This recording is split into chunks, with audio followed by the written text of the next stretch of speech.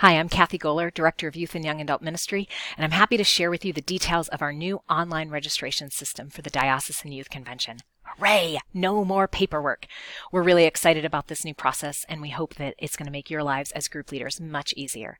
Now, as with any change, and especially with technology, we know there'll be a learning curve, and we know there'll be some challenges, but we'll work through all of them. We're here to walk with you every step of the way, beginning with this tutorial. So in this video, we'll see some details about the group registration system. There's two steps to this new online process. The first is the group registration, and the second is for individuals. Now, the first step is for group leaders only to fill out some information that's true for everyone in their group. Now, this is going to be needed for every group, whether you are coming for the whole weekend or if you're just coming for the day on Saturday.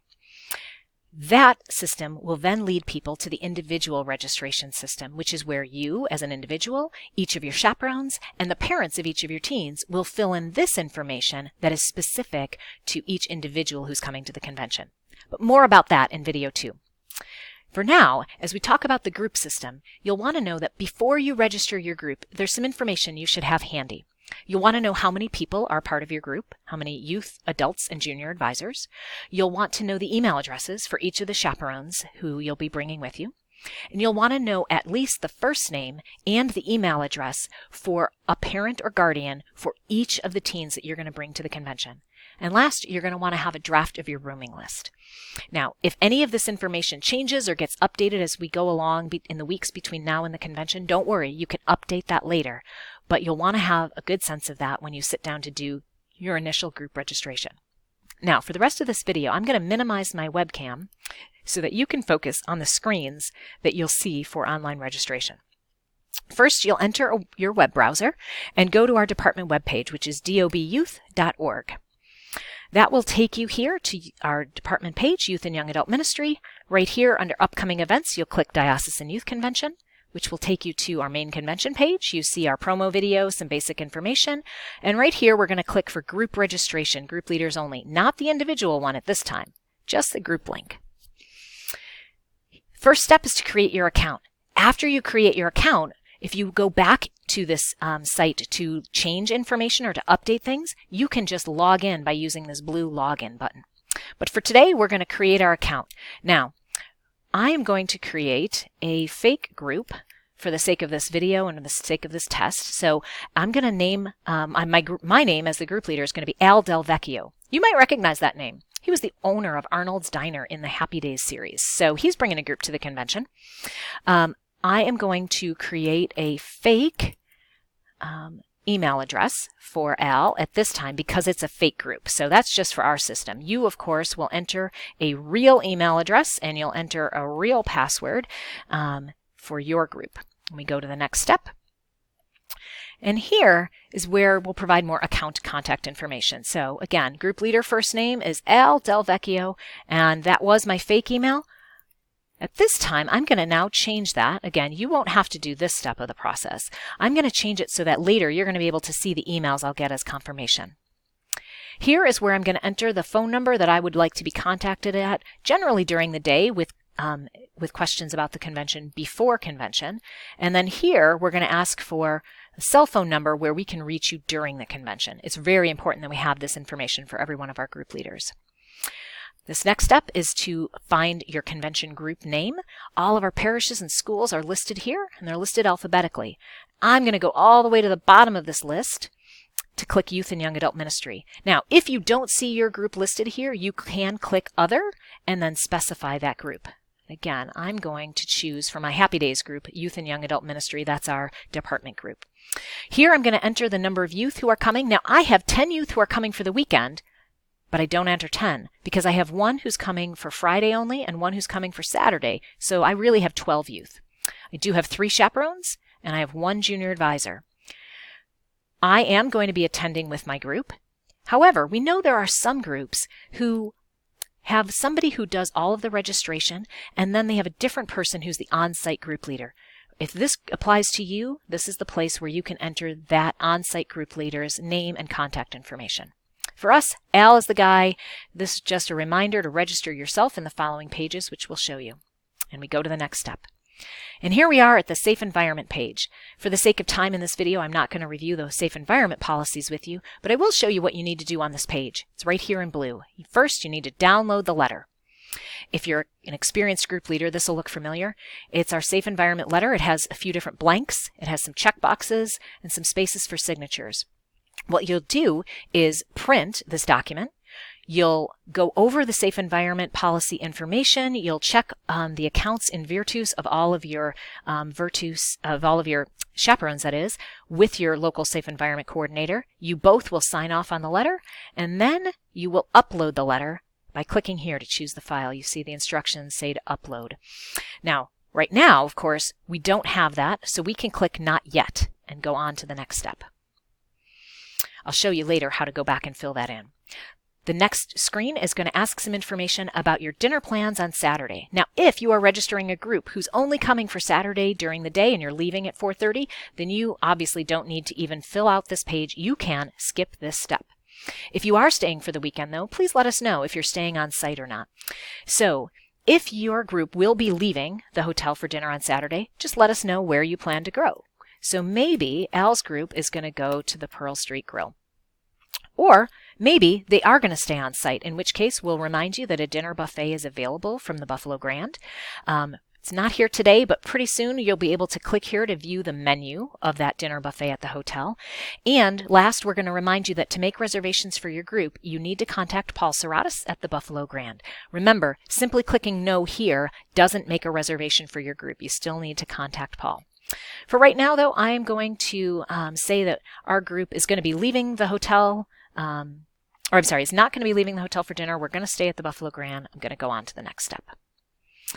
Here begins the last step of the group leader process, but how long it takes you will depend on how many people you have to add. This is where we're going to ask for some basic information about each attendee.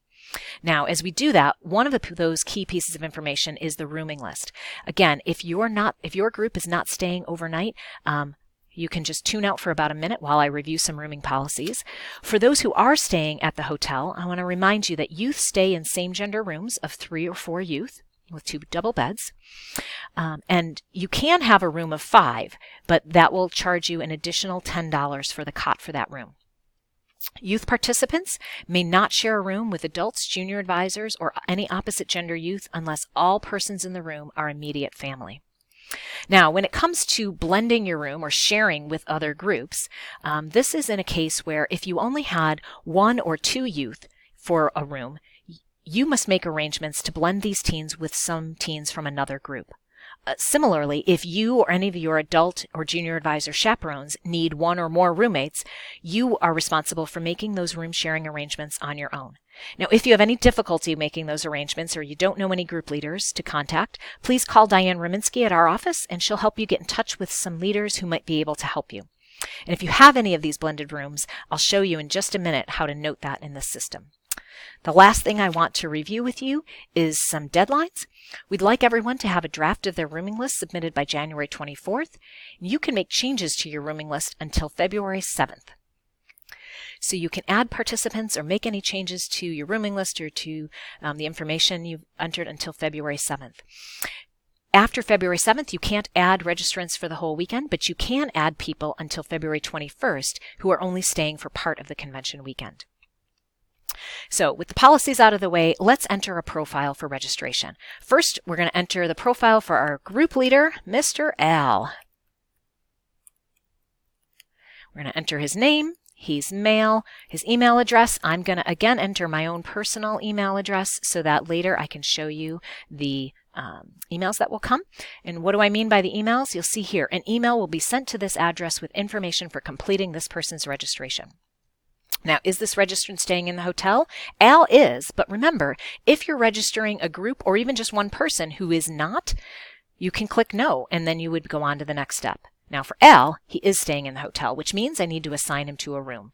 So the way you'll do that is right here. Click this drop down and you see these room numbers. Now these obviously are not real hotel room numbers. These are just placeholders. So Al's going to be in room 1.